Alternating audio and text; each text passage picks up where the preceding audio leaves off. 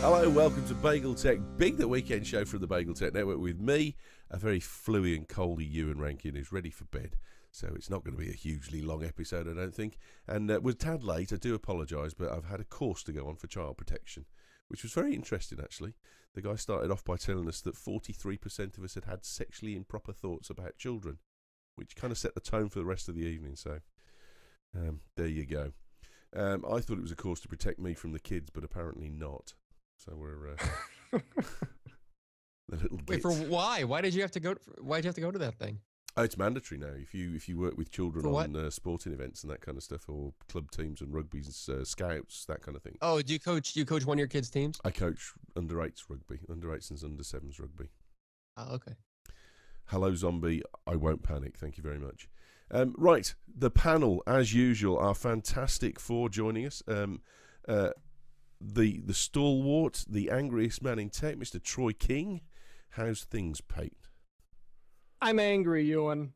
Jolly good. And a video that's significantly behind the rest of us. So if it looks like the lip sync's out, it's a week out. It's not just a little tiny bit. He hasn't banged the table yet on the video. I think he's completely frozen. Yeah, not far off. We'll have to just soldier on. I might capture that image, though, because it'll be useful for the next time it happens. What are you angry about this week, then, Troy? Well, despite, the people dying in the streets over in Japan, there's an awful lot of people who are more concerned about getting their little iPad 2s, and it's just disgusting. It's like, come on, people, let's have some humanity here. So people in Japan are complaining that they've been put back in the iPad 2 delivery despite the tsunami. No, not people in Japan, but just other people elsewhere in the world are more upset about the iPad 2 and, possible, stocks of it, instead of being more concerned about the loss of life over there. Yeah, I saw some of the images that came out of Associated Press this week, and it looked pretty bad. There was a picture of one town that was just it looked like it was Dresden or something in the middle of the war, or Stalingrad. It was just leveled. Yeah, it's not good at all. Bad deal. Next to Troy, we've got Alex Fox, our resident photography expert on the directly above James, on the BagelTech Photo Show. You had a bit of a beauty sleep, mate, I take it, because normally you're in bed by this time, aren't you? Oh, I had a power nap. A power nap for 3 hours. You know it's only supposed to be 15 minutes. For about 5 minutes, actually, but that'll do. Below him, we've got return from illness, off the bench, Mr. James Hart. How you doing, mate? That's not called a power nap. That's a disco nap, Alex. Yeah, I'm all right, actually. I'm not too nasal this evening. I'm holding onto my nose to stop it from falling off. So are you allowed to tell us what you had done, or would you rather keep that? Basically, they had a bit of a rummage to see if they could find my brain. Filled my head with antibiotics and sent me home. Jolly good. It's all good. So mission accomplished. Prognosis poor? Very poor. 3 out of 10. 3 out of 10. Good man. It's boosted the network rating immediately. And last but by no means least, Mr. Erik Lanigan. Hello, guys. With some sleep under his belt. Yes, it's only 3 p.m. now, not even 2, based on the daylight savings time shift.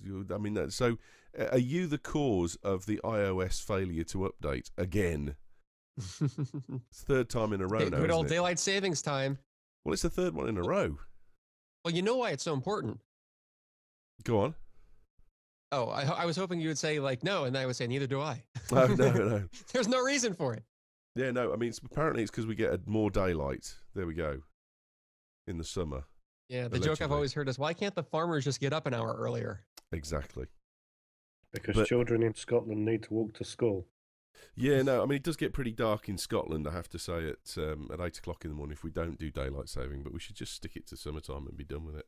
I thought they were only coming home from the pub at that time. That'd be useful. Most car accidents of any time in the year happen the day that the clock shift forward. Only if you're in Italy, because they change direction around the streets. And the roundabouts, yeah. Yeah. The week in technology. It's been a bit of a quiet week, it's got to be said. There's not a lot happened. Since they launched iPad 2, the world seems to have gone fairly quiet. We had our first Twitter liable case decided this week in the UK, which is a landmark for us. There was also Obama saying that he wants an IP czar and he wants to make downloading stuff and breach of copyright a felony, which it currently isn't. And eBay are offering 50 listings to everybody, free of charge, per month. I mean, how many people sell more than 50 things on eBay a month? I don't think I'd have the Very spirit few. to do it. I don't think I've sold 50 things on eBay total in about 6 years. Think of the jiffy bag I'd have to buy. Exactly. I'm too tight. So there we go. And Bon Jovi slagged off a dying man. If you want to pick a fight, John, do it before he goes on medical leave of absence. It's not big. It's not clever. Leave him alone. Right. What are we going to talk about? I think we should start with the Twitter thing, because Twitter have said that they think there's enough applications out there and they don't want any more. And if you develop one, they're going to make sure it gets rejected. And I'm not sure how they're going to do that for a start, because don't they issue just a public API for it? And is that cutting their nose off to spite their face a bit? Anyone? Well, I heard it. It's been said that Twitter wouldn't be as popular as it was or is if it were not for all the third-party apps. I mean, there was Seismic and TweetDeck and all sorts of apps for iPhone and Android before an official Twitter client came out. Yeah. So they've been actually pretty late to the game when it comes to their own official app. They should. Well, didn't they just nick one? Well, let's also not forget that the official Twitter app sucks. Yeah, there's that. I mean, it's actually stopped working on my phone completely. I've had to take it off and replace it with Twitterific. Yep, mine as well. I think actually since the latest iOS update, it's just simply broke. And you'd imagine that Twitter, of all people, would be able to make an application that works. But it was based on another one, wasn't it? Probably. Echofon. Yeah, as I remember. Didn't Echofon do it for him? Something like that. I've got something in my head about that. But is this not, I say, cutting the nose off to spite the face? They got popular through all of those other applications, and now they're saying we don't want any more. And they're still a long way shy of Facebook's numbers, aren't they? Well, maybe that's part of the point they're trying to make. If you look at Facebook, the way the software started, bearing in mind that Facebook have always kept control of the software, it was quite a basic piece, and there's so many hundreds and thousands of add-ons to Facebook, and maybe Twitter are thinking if they can now take control of the software, they might be able to move it into a more well, moreover, I don't think there are many Facebook clients, and any that there are really do suck very badly. Yeah. I mean, you basically, if you want to use Facebook, the only proper way of using it is to use Facebook. Thank you, Zombie, in the chat room. The application they stole was Tweety. Allegedly. Thank you. And they haven't done much to update it since, have they? Yeah, I think people are seeing the big problem of a platform that they thought was free and open just because there was no possible way to monetize it. They never tried before. It always seemed free. It was free-ish because they made a platform. They opened the API and let everyone do as they please to make it to such mainstream popularity that the most tweeted person on there is Justin Bieber. And all of a sudden, when they try to say, well, we are a business and we did invent this to make money, people go, oh, crap, I forgot. Now, you're young and thrusting and vibrant, Erik. What is the appeal of Justin Bieber? Because he seems like a little tosser to me. Oh, I have no, he's for people who are like at least half my age. It's for I think it's for the tweens. Is that an expression over there? Tween girls is like 10 to 12 or something.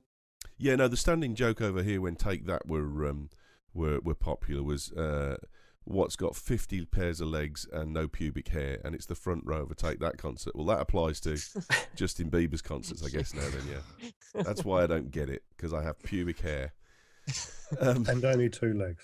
And only 2 legs, yes. No, I mean, do we see Twitter going down as a result of this, or... No, I have a funny feeling that Twitter is already something of an enthusiast site or tool, because there have been these little peaks every now and then when something will happen, and I mean Stephen Fry was the epitome of this, when Stephen Fry said, "Hey, I use Twitter and I'm very erudite and stuff, and you should use it too," and about 1 million people joined and then used it and thought, hang on, this isn't for me, and went away again. And I've got at least 30, 40 people on my Twitter following list who haven't tweeted since then, And I don't think it's going to grow a huge amount. And I think what Twitter needs to do is concentrate on the people they've got and almost do some actual customer customer survey to find out what exactly the customers want from it? Because I'll tell you one thing they don't want: this bizarre bar thing that turns up halfway down your screen on your iPhone app and doesn't disappear when you want to find out who's tweeted. Well, I'll tell you a little bit about what they do want, because I got to see at CES. I was there for the All Things D little conference, and I think it was Kara Swisher was talking to the new CEO of Twitter, and he was saying that their priority, not so much. Remember, Twitter started as sort of like a Foursquare or a group messaging or a check-in to try to alert and corral your friends together about where you are. Let's hang out. I'm over here right now. Let's meet up and hang out. And very quickly, the geeks who jumped on that commandeered it, created hashtags, created the @sign, created retweet, created all these different things on top of this Twitter platform. They made Twitter a platform for all these different functions, and it was the geeks who really popularized it. Because of the open ABI. Exactly. And now what the official Twitter line coming from the new CEO is that they want to capitalize not so much on the person-to-person communication, but on the people who are merely Twitter readers, who follow celebrities, who follow, I think the word he used was high value content or high value users or something like that. Charlie Sheen. Yeah, that makes us feel really good, us plebs, doesn't it? Well, yeah, but so the people who have hundreds of thousands, if not millions of followers, the big celebs, and they want regular people to be able to follow them, if not necessarily tweet for their own purposes. No, this is like all the geeks built the school gates, but now all the cool kids hang around them.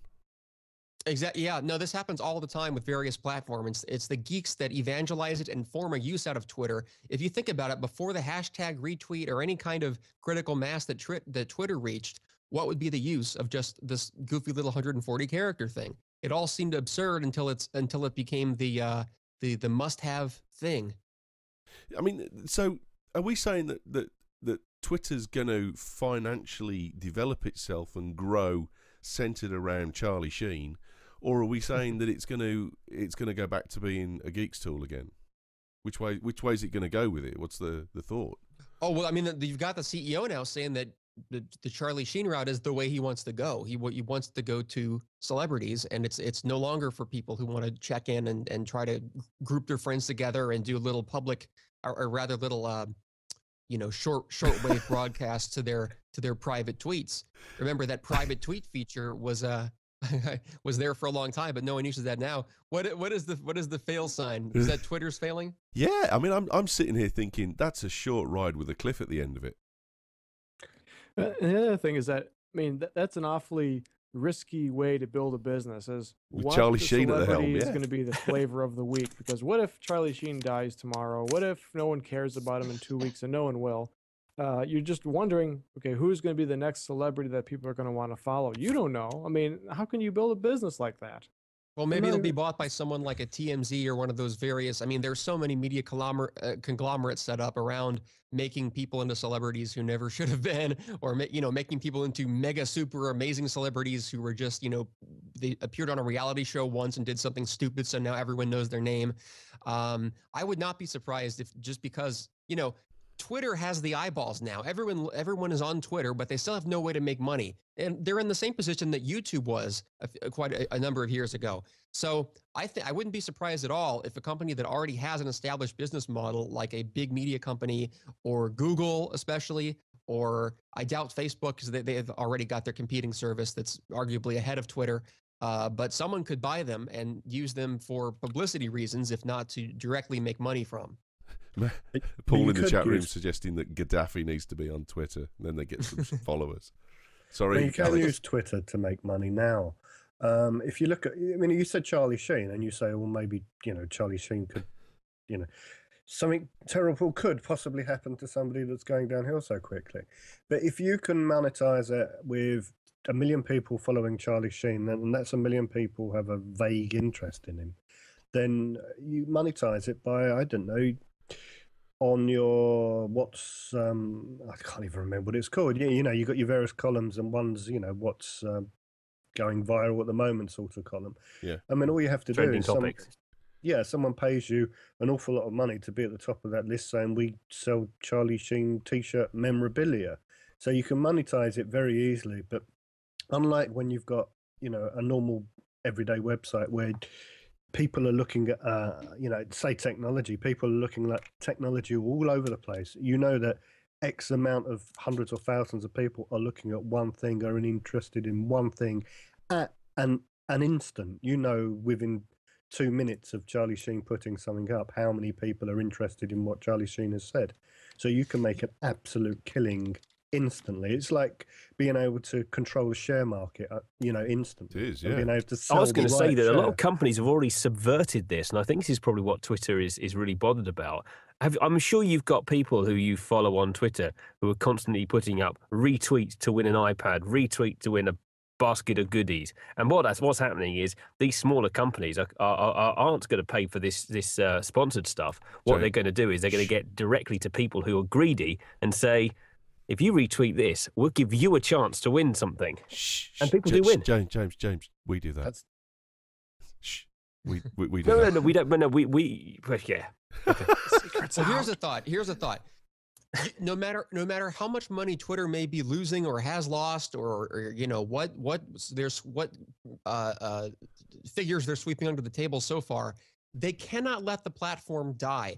Because if you have a critical mass of every celebrity in the world, even minor ones who should never be celebrities, like your reality show ilk, where else do you have the biggest celebrities from the biggest names in the world just talking directly to people and giving their personalities and stuff away free? They give to Twitter what the tabloid magazines spend millions a year and put paparazzi out in front of places to try to snag and take pictures of and get quotes. They're giving it to Twitter. It's not going to go under. Someone's going to buy that or monetize it, or they'll say, you know what, this is so valuable in itself. Screw everybody else. Screw all the geeks and all the people who have 1,000 followers or even 30. And we're just going to focus on the ones who are already millionaires, who already have millions and millions of followers, who just are dying to see what they tweet next.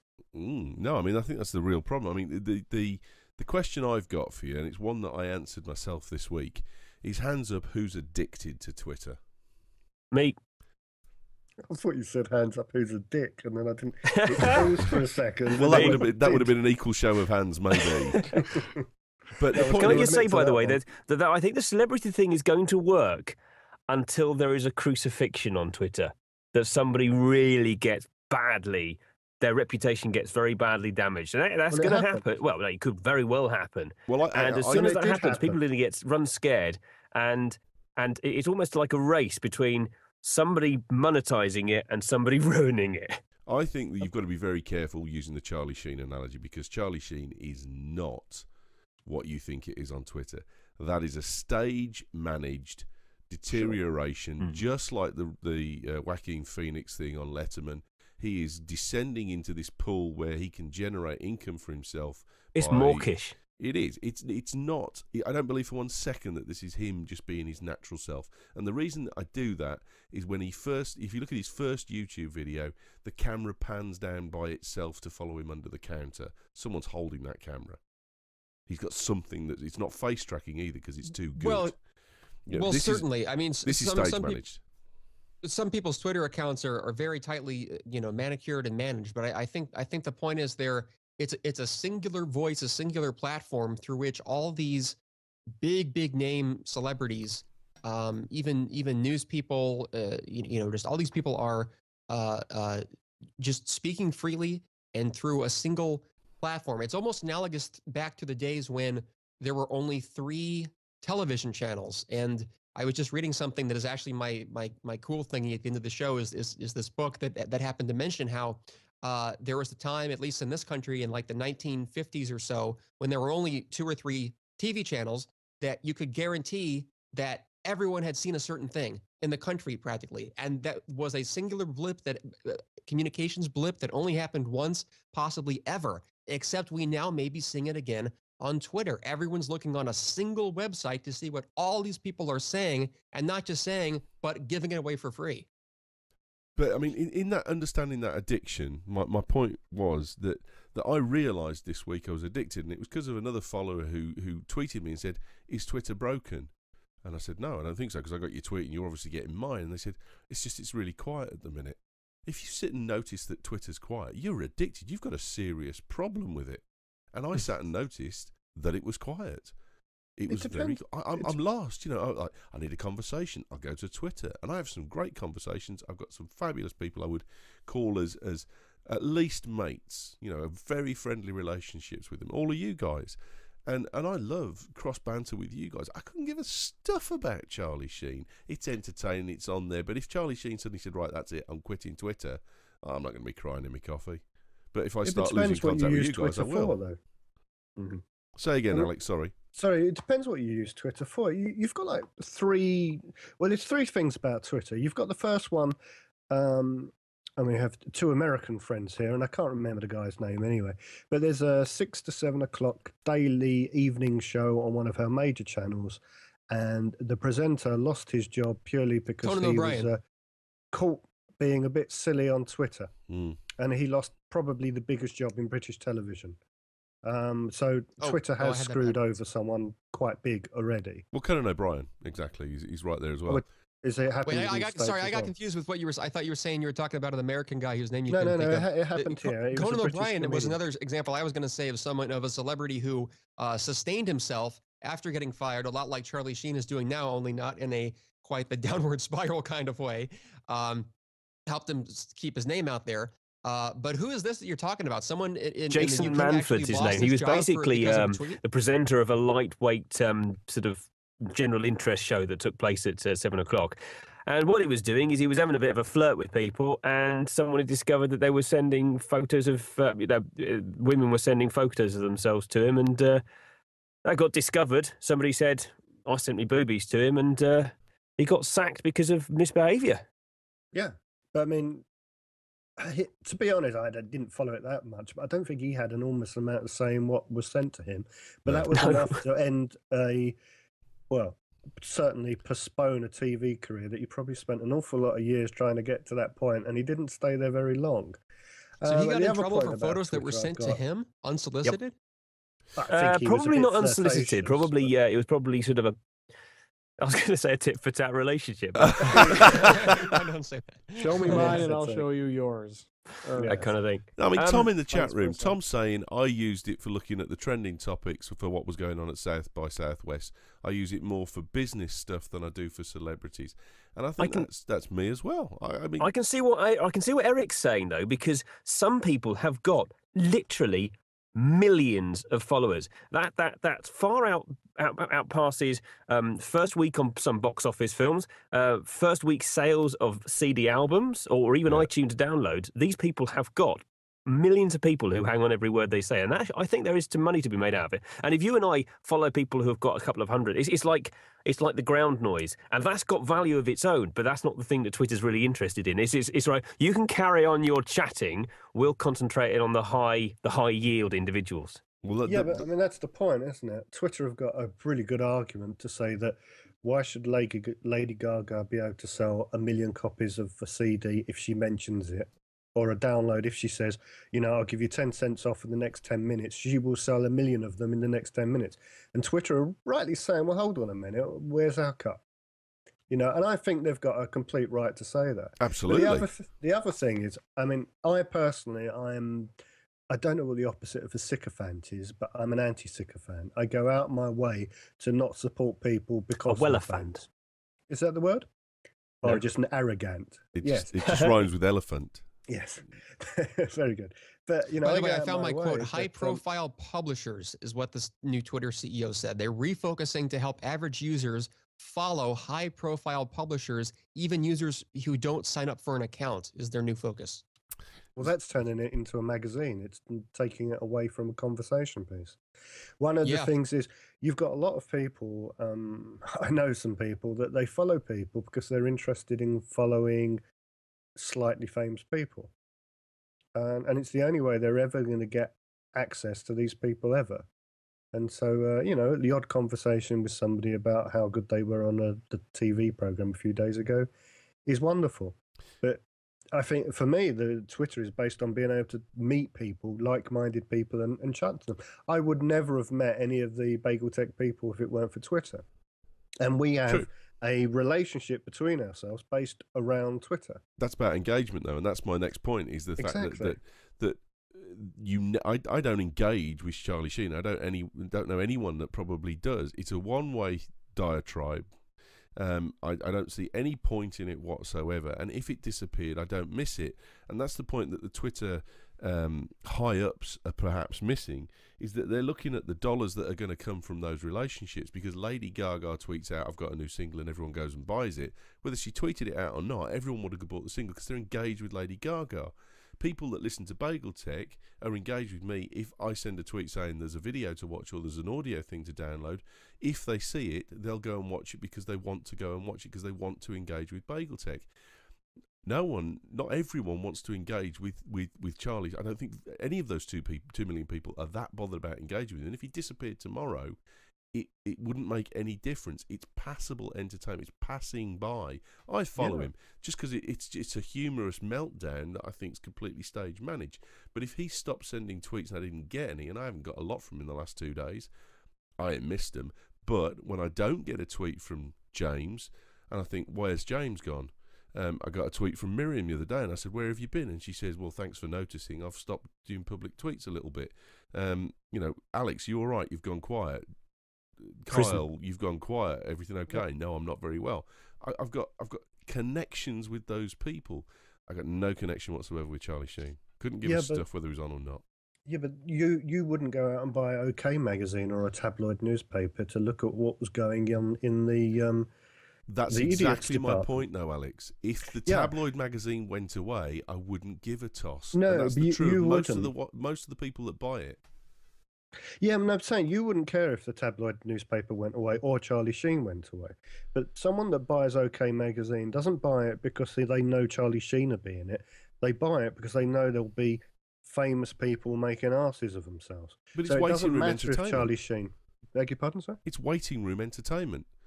Yeah, but I mean, that's Twitter where is the money is. That's why there's so many of those newspapers. In many ways, Twitter's turned into a voluntary tabloid.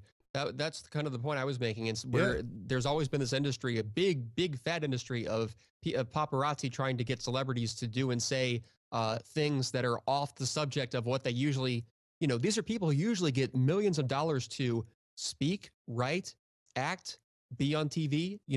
They usually give their time and their words away very expensively. So there's this whole industry already around trying to get free stuff out of them. Twitter comes along, and with the lowest barrier to entry of any self-publishing platform ever, perhaps because of that 140 character limit, it feels like, well, I'm not obliged to do a very long thing. They have got this, have gotten this entire, mass audience of celebrities and viewers who are just using it and sharing it for free, and they'll capitalize on it somehow. Yeah, but I think the vast majority of, should we say, famous, semi-famous, celebs that use Twitter are like the footballers. They're sitting on their iPhone, watching the telly, tweeting. You do have the Charlie Sheens and the Lady Gagas that have an office full of people organising that for them.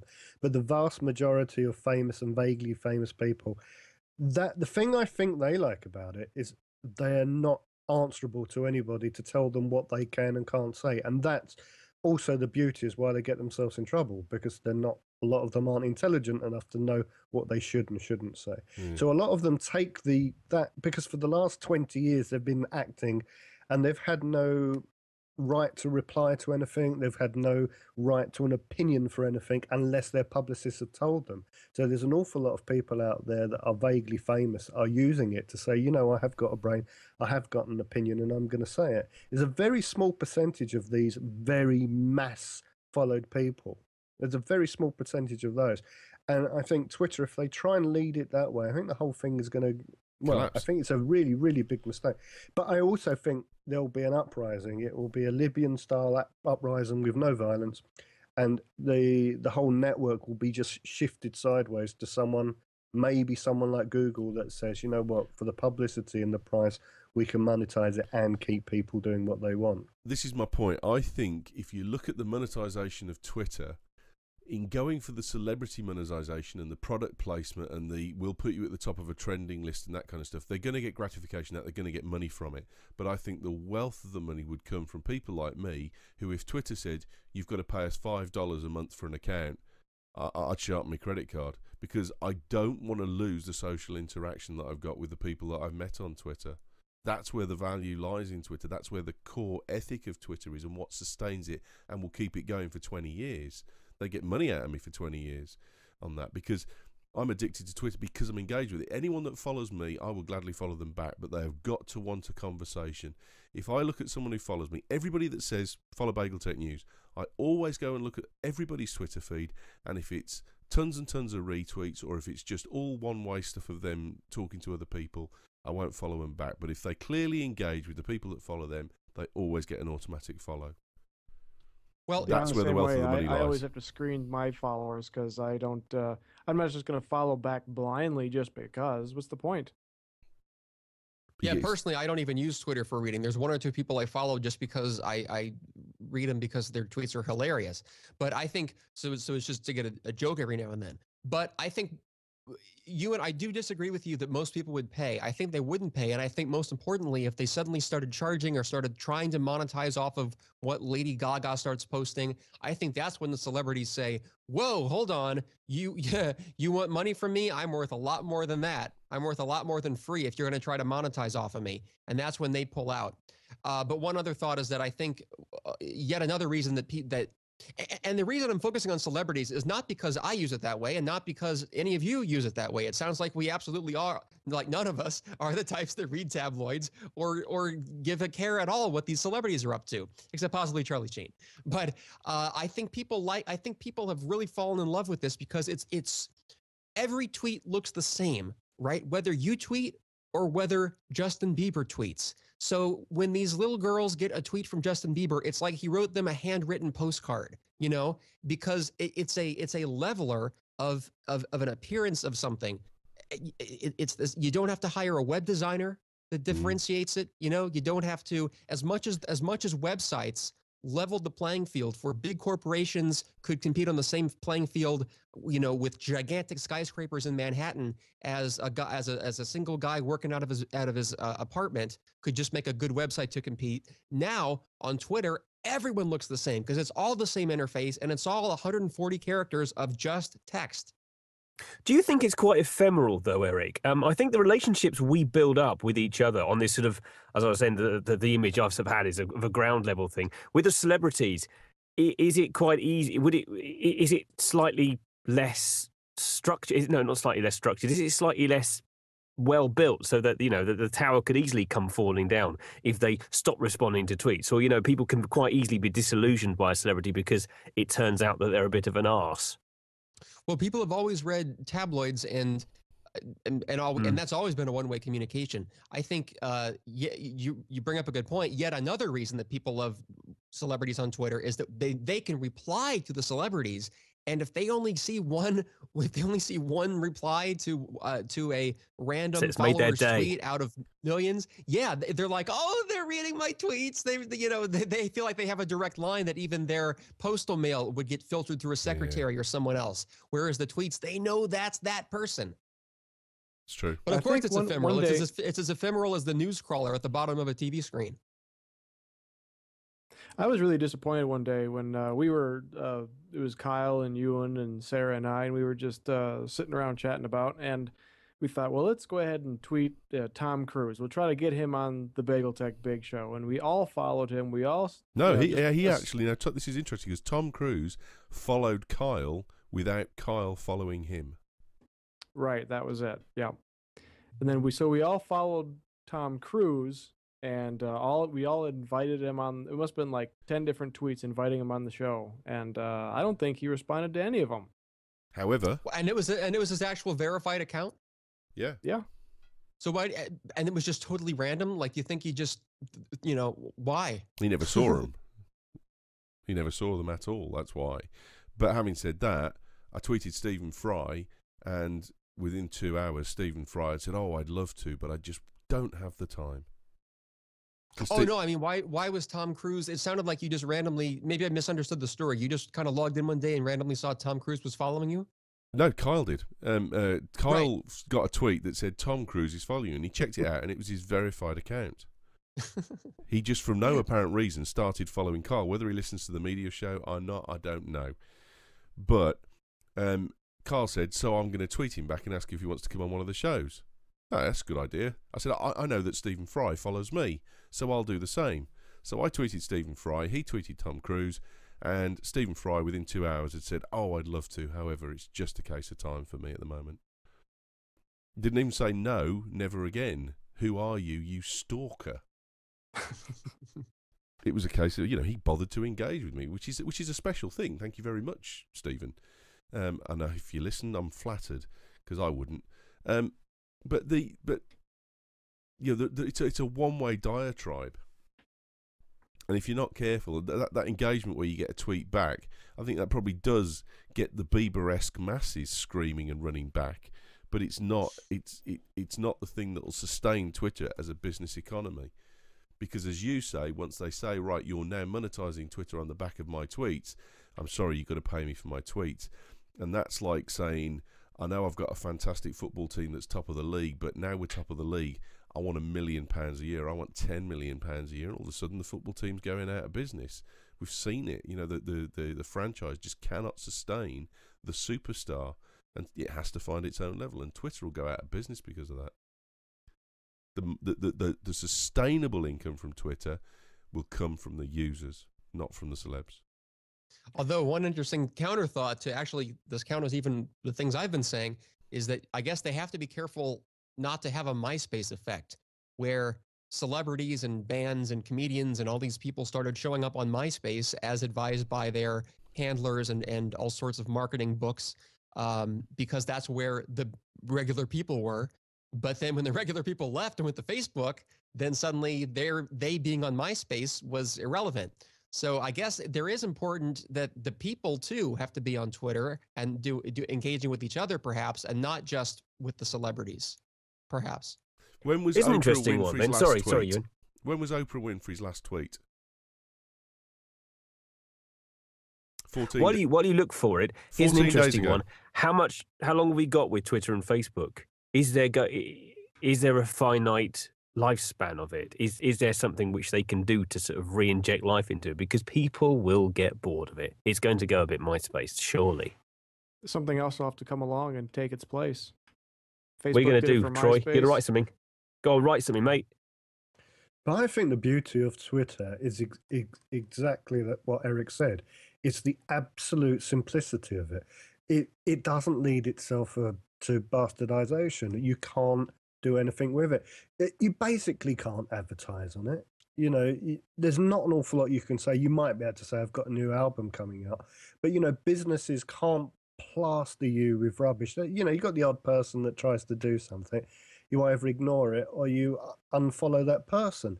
At the moment, it's very, very hard to, do too much with it.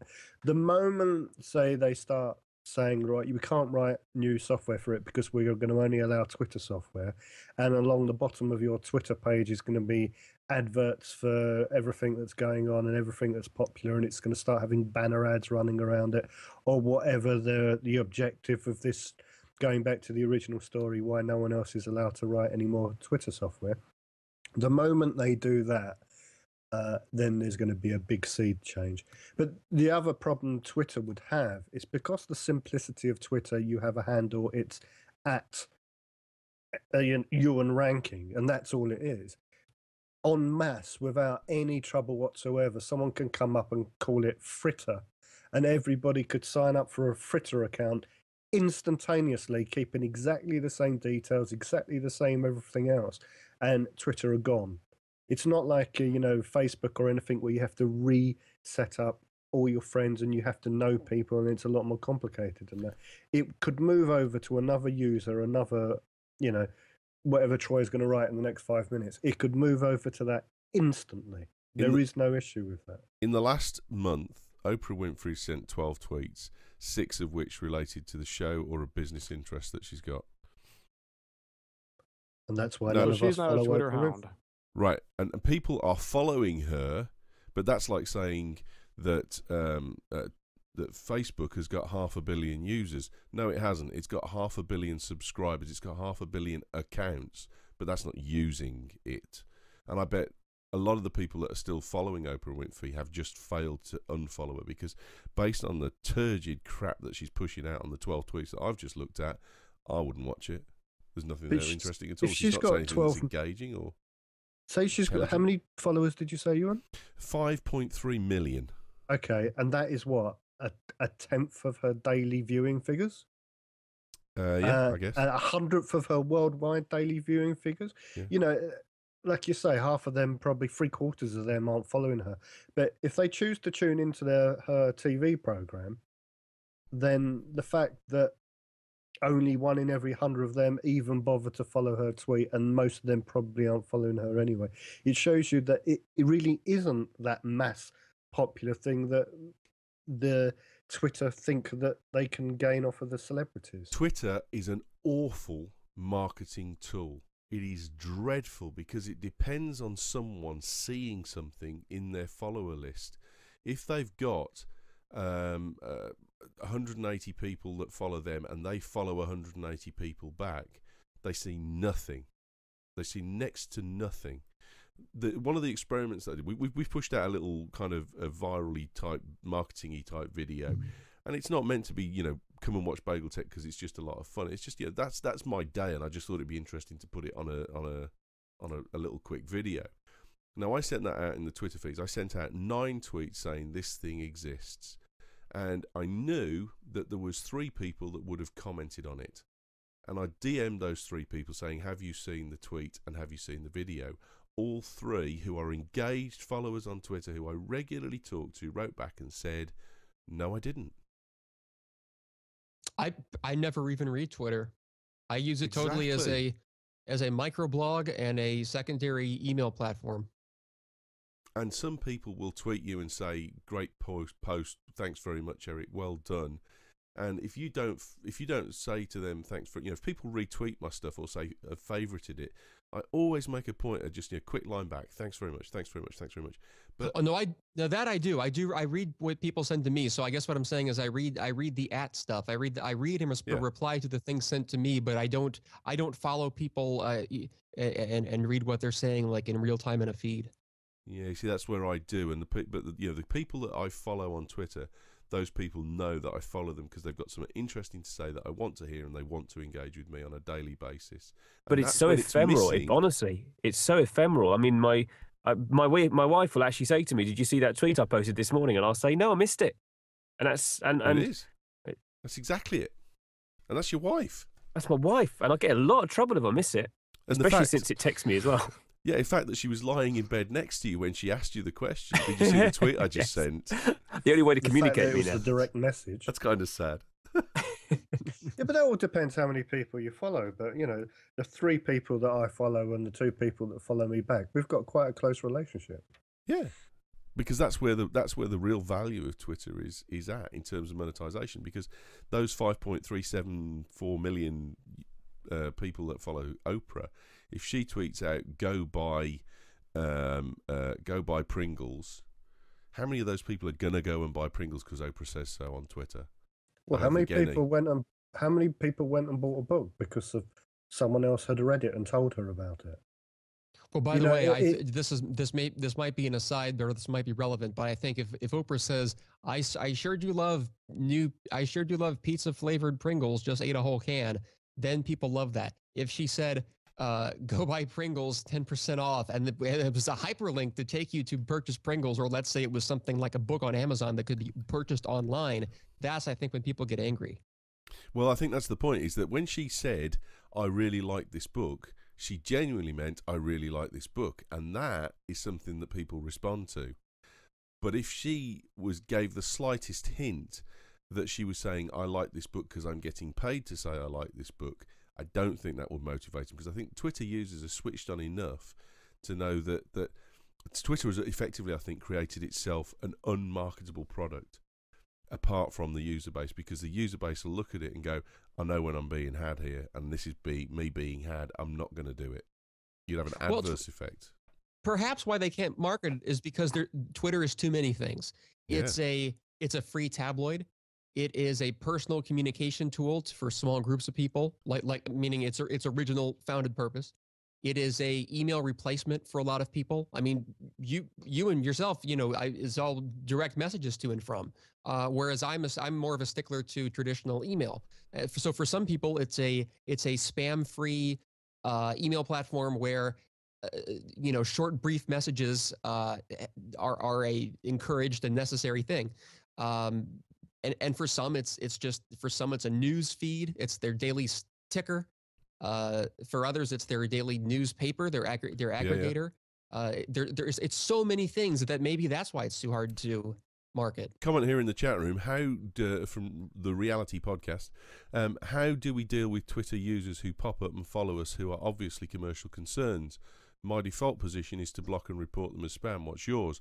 Now, I get the tweets come through where people are saying, follow me now and you can win an iPad. Retweet this now and you can get an iPad. I will instantly go to block and report spam. No question. What's intrigued me and a little bit have pissed me off is there's an awful lot of those are coming through now where when I say block and report, it says API not available.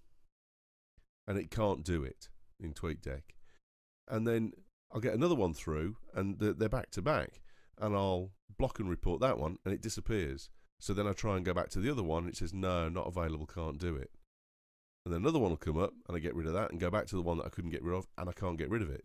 And it's that one and it does not go. It sticks to you like crap to fur and you cannot get rid of it. There is something going on. How can that tweet block the API? Well, if it doesn't exist anymore, if you start spamming people and then you take your account down before that person has managed to block you, then there may not be a return address to block it and report it as spam. It may no longer exist. So you think it's fly-by-nights where they pop up and they instantly tweet a couple of million people and then disappear again? Yeah, I mean, and it's the same people that are hitting you with the next one. It's just the next one you've got time, or the situation is you can block it and report it, but the first one's gone. It's like it's like a boxer when he throws a combination. It's the first one that does the damage and the last one's to finish you off. But if you can't get rid of the first one because it's no longer there to get rid of, and then you can get rid of all the second, third, fourth, fifth, it's already there then, and there's nothing you can do about it. I think there's a flaw in it, but I think that's what's going on. Right. Okay. I was looking at the... There's some proper coding people here that might be able to tell me whether I'm talking rubbish or not. Well, apparently I was talking to Mark Sunner, who's our security expert, and he was saying if you got an API that's sending you through a tweet from an individual, it has to have a unique identifier on it so that when it gets to Twitter, it can identify who that person is and put their picture up and their name and that kind of stuff. He said if you've got the name, then there's no reason you couldn't go to an external house and they would block it for you, or go to your ISP and they would block the specific code for that tweet coming through. They wouldn't have to block Twitter. They could just block that single person within the Twitter feed. But surely you you could set it up with a proxy in the first place. So when it was blocked, it wouldn't go back to via the proxy wall in the first place. No, you wouldn't block it at the proxy. You'd block it at the API. So the API would have to have a unique identifier on it. But maybe the original setup would have been done by proxy. So as you go back to the blocking on the API, it no longer exists. No, you're blocking the name of the user that comes through on the API. Okay, I'm just saying if they're no longer active at that point, maybe there's nothing to block. Yeah, the point from East Coast Girl says when that happens, why don't you try going to the website and try blocking them on the website and see if it has the same effect, and then open TweetDeck again. So that would be a way of proving, wouldn't it, whether it was right or it was wrong. I've never even gotten any of the type of spam that you're talking about. Oh, you're just kidding. FYI. Really? Yeah. I'm not aware of having received a single @reply spam. No, I get spam that says follow me, etc. Win an iPad, and typically if you put out iPad, they come back and say follow me. But when you try and block them using TweetDeck, it says it can't access the API. So I have next a time it feeling. happens, I'm going to go to the website and try it. So that's a good. I have a feeling that's maybe because Eric, you don't post a huge amount. They don't have anything to sort of grab hold of and think you have an interest in. Because a lot of these bots will be looking on the public Twitter stream to find out what people are typing. As soon as you mention iPad, as soon as you mention HP, as soon as you mention Apple, they'll jump on you and do stuff. What I find quite interesting is that there hasn't been a huge amount of filth on Twitter. As far as I don't know whether it's sort of it hasn't happened yet, or it's not seen as a particularly useful place to put it. But you don't find a lot of this Viagra or even kind of these Nigerian scams. The stuff you get in your spam email, it doesn't seem to turn up on Twitter. It's this really kind of insipid, as you say. Why don't you go to an iPad? Do you like McDonald's? Click here and get a discount or something. Because those underbelly things aren't and necessarily you're too fraudulent. They're from various companies that are saying, well, if you twist this, you might get 10% off. Maybe Twitter has some sort of inbuilt censorship. Plus, with filth, I've always wanted more than 140 letters. That's true. What were you saying, Troy, about underbellies? I was just saying maybe it's a segment of the underbelly of Twitter, the part that we don't really get down into because we're so high up there. We just don't see it. Yeah, Tom Terrific says I've never got any spam either, same as Eric. East Coast Girl says the filth on Twitter gets smashed really, really fast. I'm just speculating, but maybe the reason is that with email, it's so easy because it's such an old protocol that you can spoof all kinds of things, including who it looks like it was sent from. Whereas with Twitter, it's all tied to a singular account that you can delete or block. And similarly, it all has to go through Twitter, through that one server. So in theory, they could see that this person is sending the same or similar tweet to thousands of people and then say, that's got to be spam. Yeah. Alex, your son's in the chat room saying he wants to discuss his present. Yes, I just noticed. Yes, I have. I've been a very bad father. I haven't. I'm sure I did buy him a birthday present, but he knows I got a really bad memory. I'm sure I did. He knows I got a really bad memory. He could tell me that I didn't. Father written all over it, mate. Oh, I've got mug on my forehead. You know that. Now, we've talked a long time about Twitter there. It was a really good conversation, but I don't want to stop the show without talking about IE9. Have any of you downloaded it and had a play with it? Was it all everyone cranked it up to be? It may well be soon for me because I've pretty much had enough of Chrome and served most of my family. With this security thing that's come out for Flash and Shockwave, we've got these little sad jigsaw pieces hanging around all over the place. So IE9 may be the way to go. Although it'll take a lot to get my faith in Internet Explorer to come back because it really has annoyed me over the years. Well, my objection to Internet Explorer is I've been doing a lot of web building lately, and so many of the bits and pieces that I want to add or tailor for my needs, there's one version for everything and there's another version for Internet Explorer 9. And I'm like, well, look, why does it have to be so different? If it has to be so different, then I want to cater for the 99% of everything else and forget about it. It's like IE6 all over again, isn't it? Except Microsoft want to get rid of IE6 to replace it with IE9. It's just a 6 upside down, folks. Yeah, exactly. It's EI6 for the devil. IE9 is a tough sell. I did play with the beta when it came out, but it is a very difficult sell as a browser to replace if you're a Firefox or a Chrome user or even a Safari user. Yeah. Because all they have to say is it's more standards compliant, well, arguably not as much as those browsers. It's a cleaner interface, arguably not as much as those browsers. It has no extensions platform, so it's not for a real power user. And what was the other thing? And then, of course, the bad feelings that people have about Internet Explorer historically. 2.35 million downloads in the first 24 hours, though. Well, then those 2.3 million people are wrong. I would suggest that they're probably upgrades. But having said that, you're saying about the move away from Firefox. I think there's a lot of people moving away from Firefox. In fact, actually, Firefox lost in the last browser ballot, or the last browser figures that were upgraded. And Firefox 3 and 4 just recently, some of the applications that are on there, they aren't working very well, and I've gone away from Firefox entirely and dumped everything into Chrome now, and Chrome's running fabulously. I have to say, I can't fault it. No, Chrome seems to be the best that's out there. I would be a Chrome man all the way if I didn't require or if I didn't rely so much on that Safari reader functionality in the way that I've tweaked it with my own customized CSS page to get the text just the way that I find it super readable. If it weren't for that, I'd be on Chrome for everything. Now, here's the interesting thing. I've always criticised Microsoft for their whenever you go to their programs, or if you go to anything that's proprietary to Microsoft, they won't let you access it unless you're using an Internet Explorer. And I always thought they were the only ones that did that. And then I found out this week, because I wanted to book a Genius appointment, that you can't book a Genius appointment without going through Safari. And shame on you, Apple. Trying to watch one of their Steve Jobs keynotes. Has to be Safari and has to be Snow Leopard. Yeah, that's bad. I agree. That's real bad.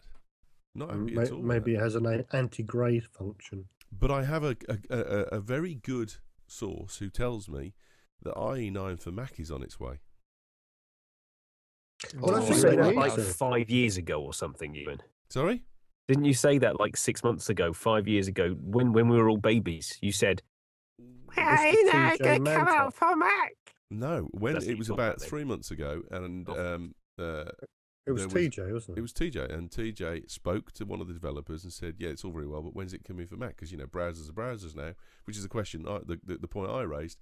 And he said that the developer said to him, "We're working on it. It will be not long afterwards." But in a funny way, I mean, I don't necessarily believe it to be true, and Troy's probably going to fly over and punch me in the head. But if they make Internet Explorer for Mac, it sort of gives it some credibility. Exactly. Thank you. Exactly. Troy, you don't know where I live, do you? I'm making some phone calls right now, Alex. No, because I think that's the point, is that if you look at the browser market is no longer a proprietary market. It's an open competition, thanks to Google to some degree coming through with Chrome. They really blew it open. Firefox was a niche geek thing, and Google came along and started putting up billboards in the middle of Birmingham saying, "Use Chrome, don't use IE." Oh, Firefox actually did that. I remember they made headlines that they did a full page New York Times full color spread at one point. Right. Okay, I didn't know that. But yeah, Google Firefox is a little nonprofit. They can't even hope to match Google's advertising budget. But Google put up billboards in the middle of Birmingham saying, "Switch over, try it, go for it, see what you think." And I think they got a lot of people moved over to it. There was a couple of people from my rugby club who I went round to their house to, and they're people who were fairly non-tech savvy people, and they were all using Chrome. Do people care what browser they use as long as Facebook works? I think a lot do. Well, it's only the last 2 or 3 years that, I mean, I don't want to be rude about the majority of people, but the vast majority of people that were using Microsoft software, because of the bundled with their PC nature of it, weren't aware that you didn't have to use Internet Explorer. I think the browser ballot changed that, didn't it? Exactly. But it's very, very, very recent. The last 5 years, yeah, definitely. Is that the same with Mac? Do people tend to stick with Safari on the Mac? Well, I think until recently it has been a very, very closed shop. But to be honest, for the most part, there was no reason not to use Safari. As I remember, there were no browsers in the Apple Mac App Store. Am I wrong? Right? A bit? Oh, no, Opera's in there. Opera's in there. Oh, that well-known one. Opera 11's just got upgraded and done very, very well. I love Opera. Opera's very good. I mean, Opera's cutting edge. I mean, they invented tab browsing. They invented an awful lot of the stuff that goes on in the browser market. It's a real shame I've never really used Opera, because I got this rather nasty experience back in the 90s when it had adverts everywhere, or you had to buy it. You've got a lovely, lovely feature in Opera 11, and it was in Opera 10 as well, when you open all your tabs and you're sitting there thinking, I wonder what that tab's about, you can actually pull down the bar beneath and it opens up a little thumbnail of everything that's showing on that tab at the moment. So you get thumbnail tabs effectively. Very, very good. Pretty cool. No, I swear by it. If I'm not doing anything that's particularly intensive, I use Opera because it's lightning. I mean, it doesn't do very much, but what it does do is seamless. It's brilliant. Tom says Opera for the iPhone works very well because it's got that reduced graphics polling back to the servers. It does extremely well. I love it. I think it's great. And I use it on the iPad as well for the same reason, because if I've got a bit of a kludgy connection with my Wi-Fi, it's very, very good. Safari users on the Mac, the chat room is saying, East Coast Girl says, no, don't use Safari much at all. Never seen Chrome. Just ask if Facebook would work on it, says Jira. Sean says, yep, Safari used there. Alex, your son, says Chrome only. Tom says, nope, don't use Safari on a Mac. And Troy, your fork says 50% of each goes for Chrome and Safari. You're a Safari user on PC, mate, aren't you? I am, yeah. Windows 7 That's running a rare Safari. breed. I think it's a fantastic browser, although I have noticed in the last 3 months it crashes more and more often, especially when I go to Google Maps and I try to scroll to get a closer view of the map. It crashes continuously. Incredibly insecure as well, though. I'm sorry, what was that? It's incredibly insecure according to the Pwn to Own. It was the fastest browser, 5 seconds. Sorry, Yeah, I I thought you know. were talking about Yeah, Troy's I being wouldn't. incredibly Yeah, insecure. Troy, I wouldn't use Safari on Windows because one of the only reasons that I've continued to use it on the Mac is because it's the most Mac-like way to render web pages.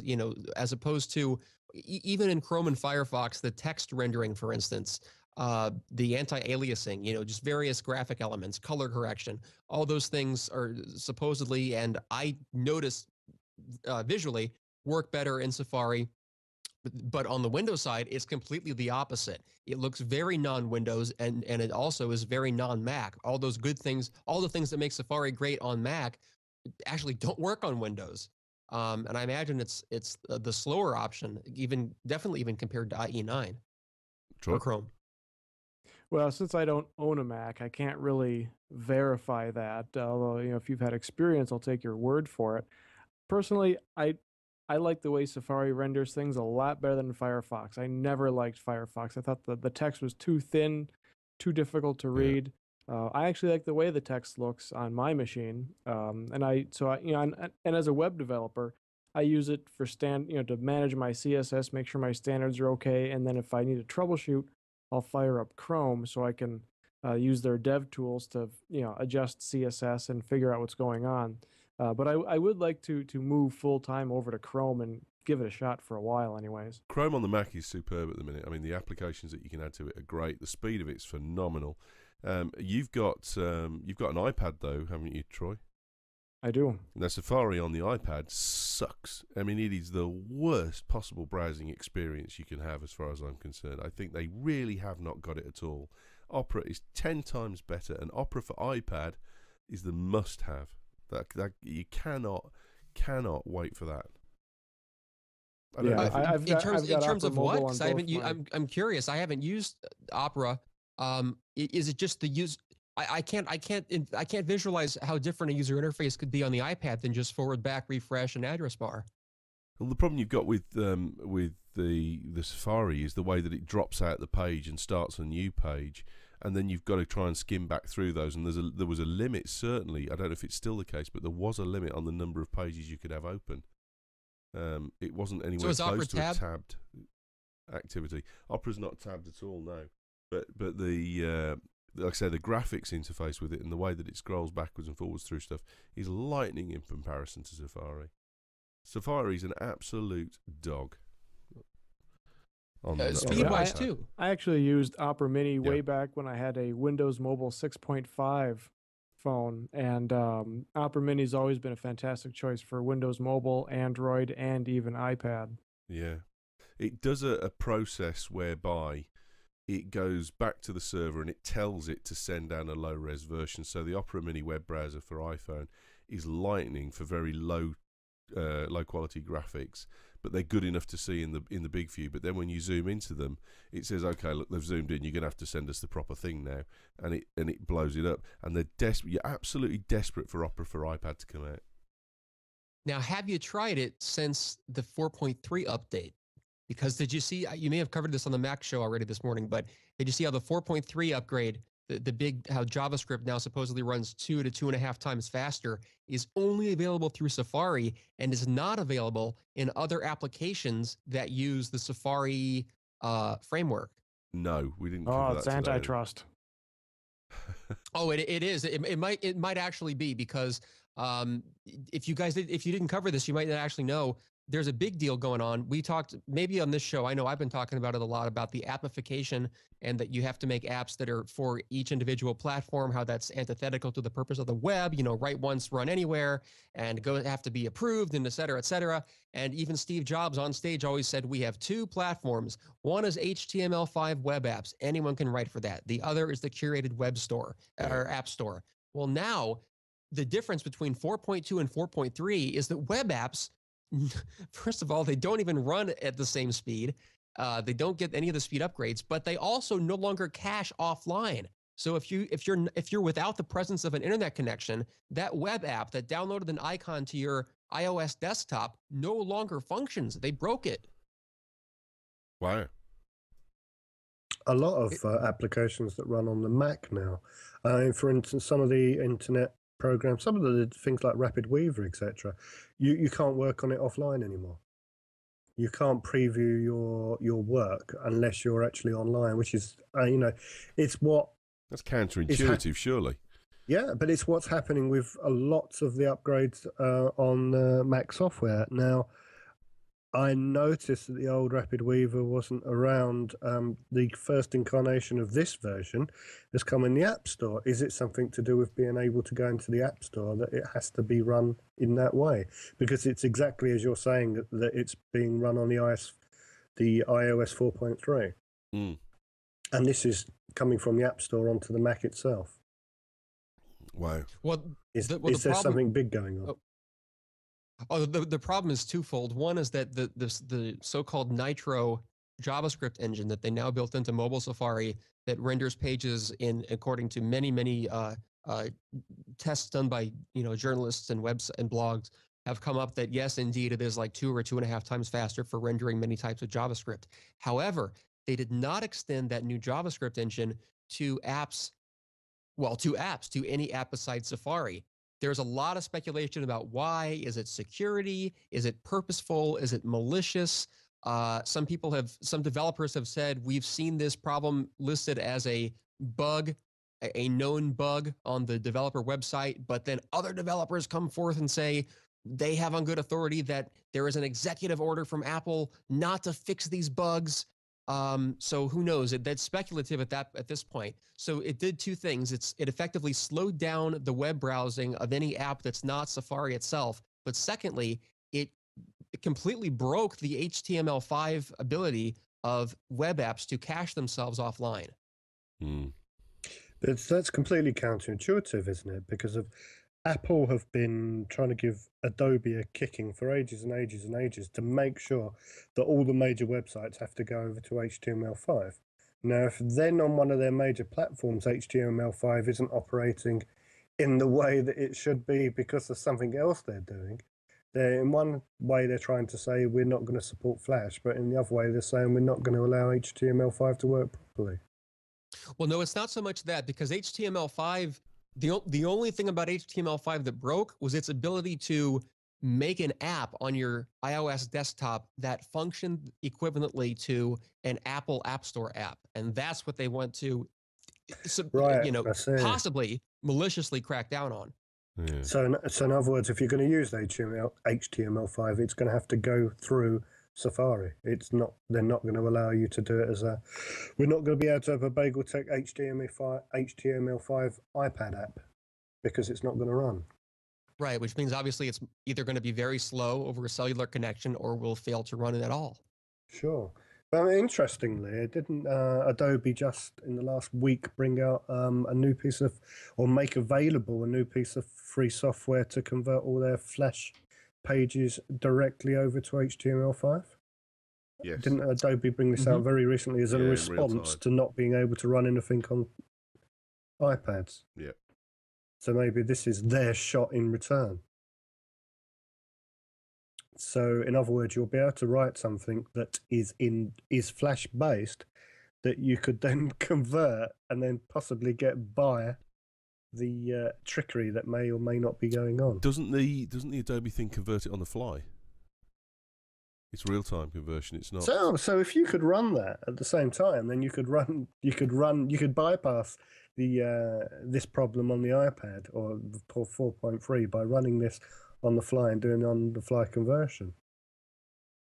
That really is quite underhandedly brilliant. Well done, Adobe, for being underhandedly brilliant. Well, you know, I mean, Bit of a cad, there's some bit of a people Terry there Thomas. that know what's going on a lot better than we do. I say. They do seem to be hedging their bets. They're preparing. A number of articles came out this week with the headlines: Adobe prepares for a post-Flash world, while at the same time they are buddy-buddy with Google and showing how Flash is just as important to the web as HTML. So Apple are preparing for a post-Flash world, whereas Adobe are preparing for a post-Steve Jobs world. Adobe come in and buy out Apple. That would be funny, wouldn't it? Right. Excellent discussion, chaps. Thanks very much. Cool thingies. Have we got any cool thingies? Troy, would you like to start us off, mate? Sure thing. My cool thingy this week is it's called Shush Ringer. What was it called? I forgot. Restorer. Ringer Restorer. There we go. And what it does is when you go to push the mute button on your phone to silence the ringer, it'll ask you, hey, how long do you want the phone to be silent for? 1 hour, 2 hours, 10 hours? You set it, you hit OK, now shush, and it will silence your phone for that given amount of time. And then when the time has elapsed, it will re-enable your ringer. So that is a fantastic application. Yeah, it's fantastic. I mean, go to a movie, set it for 3 hours. By the time you walk out of the movie, your phone is back on and running, and you don't have to think about it. Because I forget all the time. I bring my phone in, I stick it on charge, and then I get a phone. I pick a phone message up the following morning that says, "Give me a call as soon as you get this. I've got something really urgent I want to talk to you about for tomorrow." And you're like, "It is tomorrow," because I forgot to switch my bloody mute off. That's a great application. The price is free, I take it then, mate, because it is free. Android. So get it now. You get. Tom's already saying thank you in the chat room. He's downloading it. We've sold Opera as well to the reality podcast. So well done, mate. Good choice. Alex, have you got a cool thingy for us? I haven't, but I will mention something that I did mention today in the photo show, because we don't have a cool thing in the photo show, is the update to the Photoshop for the iPhone and iPad. I did mention it today, as I say. It's there's a new upgrade, and what it does allow you to do, and the main thing I'm very, very excited about, you can buy an add-on pack within the software itself. But what it does an excellent job of getting rid of the graining effect that you get from low light on all phone cameras, but especially on the iPhone. The iPhone camera is a wonderful piece of kit in good light, but in bad light, it is very poor. Not very good. I had to rephrase that. And but this piece of software is purely and specially designed with Adobe's. I mean, I'm not sure how good they are at HTML5, but they're very, very good at making photo software. And if it can do 1% of what CS5 can do on noise reduction, then it's going to be a must-have add-on for your free Photoshop for iPhone and iPad. This is a paid add-on, but it's not a lot of money, and it really will make an awful lot of difference. Very good, mate. Very good. The add-ons are how much? I did read it earlier, but I remember thinking, "Oh, that's good value," but I can't remember what it was, because I've forgotten completely about a cool thingy. Yeah, a couple of quid. If you give me a minute, I'll look. You can report back in a moment. James, your cool thingy, please, mate. You're on mute, old boy. Done it again. That's where you needed. That's where you needed Troy's app. Sorry? Mike. That's what you need Troy's app for your mic. I do. I just need to mute my microphone for a certain amount of time. Do you know, I'm sure I had an old Nokia mobile phone you could mute it for a certain amount of time for. But you couldn't watch films on it. Anyway, have I shown this before? £2.39, thank you. Right, James, yours is a small keyboard, is that? It's a little Bluetooth keyboard, really handy. It's just about the size of my little hand, actually.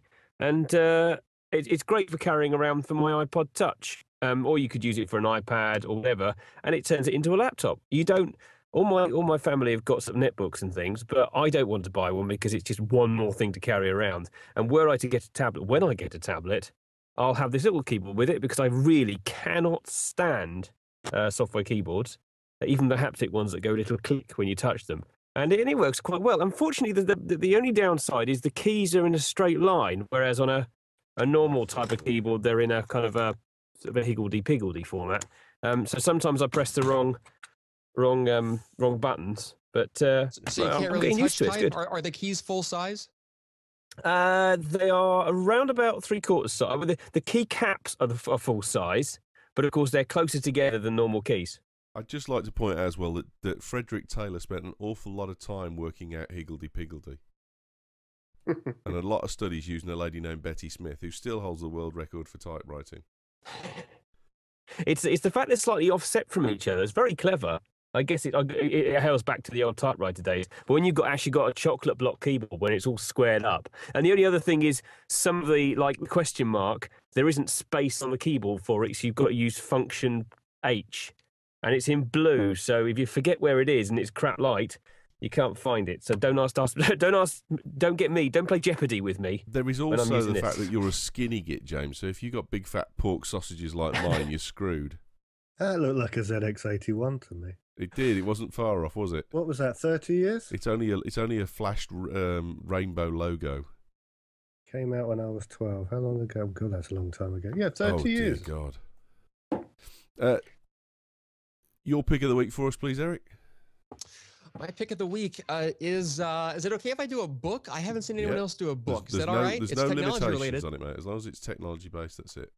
Okay, it certainly is. Read. My pick is The Master Switch, The Rise and Fall of Information Empires by Tim Wu, W-U.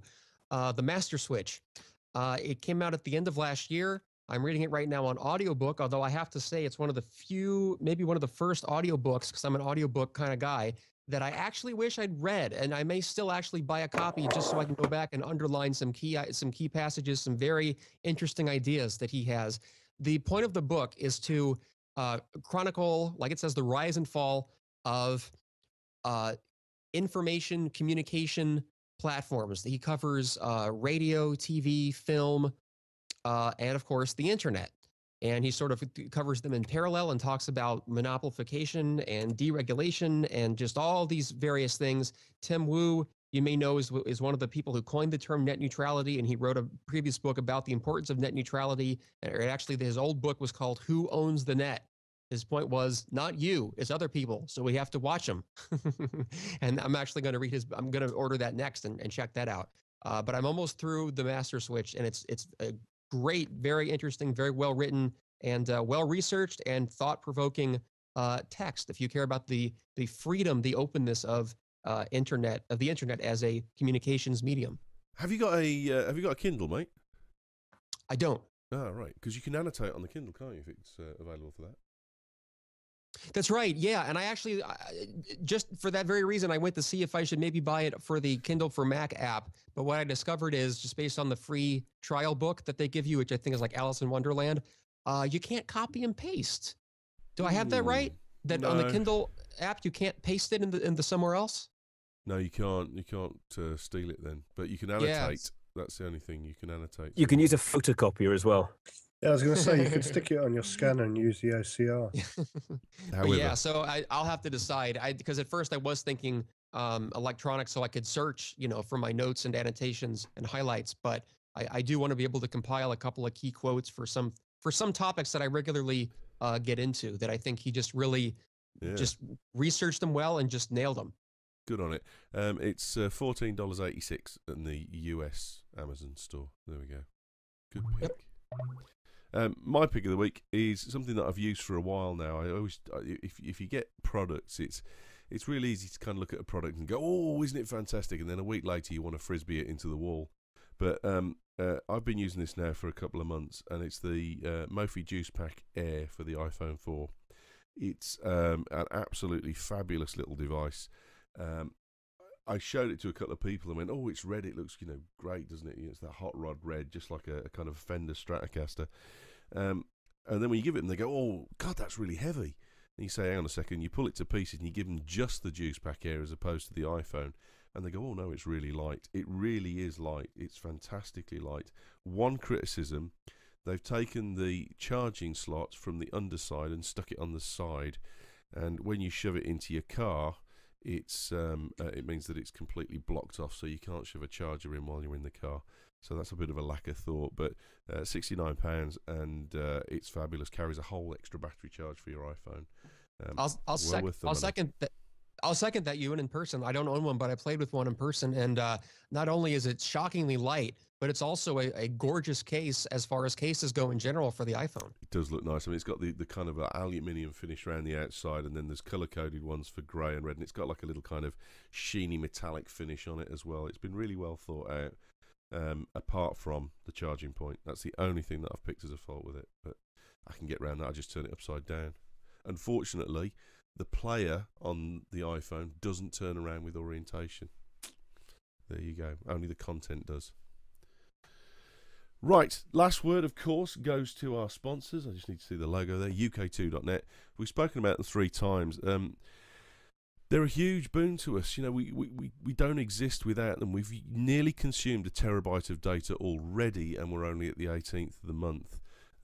We'd be lost without them. They keep us afloat. They never bitch and complain or moan about the amount of data we're using. And we need a bit more, have a bit more, not a problem. Next month they're looking at a brand new website, and hopefully when the new website comes out, they're going to launch us in their magazine to 160,000 of their people. So it's a two-way thing. They're trying to promote us as well as us promoting them, and they're also going to give us some prizes, I think, for some competitions throughout all of the shows. So please, if you listen to this podcast, realise that to keep us on air, you need to go to UK2.net. Stop what you're doing right this second. Stop listening to the podcast. Go to BagelTechNews.com and click on the link through from our website. Don't go direct to UK2.net because they won't know that we sent you. We've got a tracking link on there that just lets them know that we sent you through to them. Doesn't matter whether you buy anything or not. Check them out. Their services are really good. Their customer services are excellent. Alex has bought no end of stuff through them, and they are the preferred supplier for all his clients. Sure. And the customer services are great. We've had a customer service call on the air, and Andy McCaskey, who's part of the Tech Podcast Network, was listening and was absolutely jaw-dropped that I got to speak to somebody, and they actually helped me immediately in under 2 to 3 minutes. UK2.net, through our website though, please, BagelTechNews.com. They're absolutely brilliant. Excellent. Right then, chaps, finish this all off. Where can we get a hold of you? Troy? You can find me on Twitter at @TheTroyKing, and also my personal website, thetroyking.com, where you'll find links to the 2 shows I do here on the network, Bagel Tech Rage and Bagel Tech Droid, every Friday. Excellent, mate. Thank you. Alex, where can we get a hold of you? At Alex G. Fox on Twitter. Good man. And you're on the Bagel Tech Photo Show as well on a Friday morning at 11 o'clock with us and Chris Dick. So we are all there together having lots of fun. James? I'm going to be hiding this week because I'm back at work and I'm going to be really tired, but you'll probably see some of the rubbish I spurt on Twitter. And speaking of Twitter, I'd like to do a couple of shout-outs to Stewpot, to Brennick, who's been in the chat room. Thank you very much for the contributions to the chat room. Yeah. It's brilliant to have you there. And Judy, who's gone away because it was a bit too men talk. It was like watching men in a pub, apparently. Bring Sarah Jane back, or at least dress one of us up in a I've just noticed we've driven Bronwyn away as well, so maybe we were. Sorry. If there was too much testosterone, I do apologise. Too much sausage on display. And finally, the last sausage in the pack. Erik Lanigan, where can we get hold of you, pal? That'd be eriklanigan.com and twitter.com/ErikLanigan. Erik Lanigan. There we go, talking about Twitter again. ErikLanigan. I do various shows. My latest Tech Talk Back, which is the call-in show I do every week for the Twit Network, is now up. That's yesterday's show. It's up. It's there already. And I may do another show just of talking about stuff in the next couple of days. So follow me. Check me out there. 9 a.m. Thursday, isn't it? Pacific. That is correct. Yeah. Excellent show. Well done, mate. We'll be back again next week as normal. Quick shout out to Kyle Swagger, because he's one of the people that we really rely on a Friday. And the bugger's left me on my own. Get well soon, Carl. Get well soon, pal. We're right there with you. Your face is about to explode the way you were talking this morning with cough and cold. So Feel better, mate. Yeah, please feel better and come back as soon as you can, because I need a week off now. Have a good weekend. Thanks for listening.